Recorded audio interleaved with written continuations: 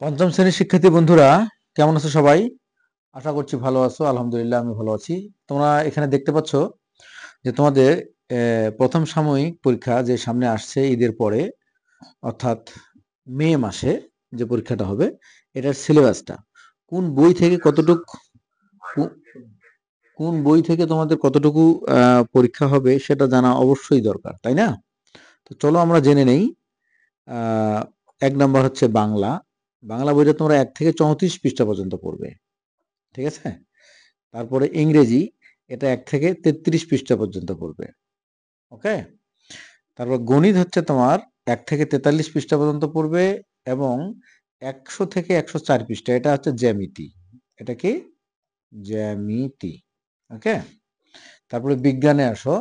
বিজ্ঞান হচ্ছে 1 থেকে 29 পৃষ্ঠা পর্যন্ত, এবং বাংলাদেশ ও বিশ্ব পরিচয় 1 থেকে 29 পৃষ্ঠা পর্যন্ত।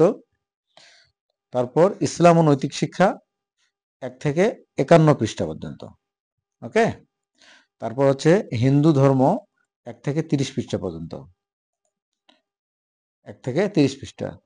তাহলে পঞ্চম শ্রেণীর বন্ধুরা, তোমাদের একটা কথা বলি।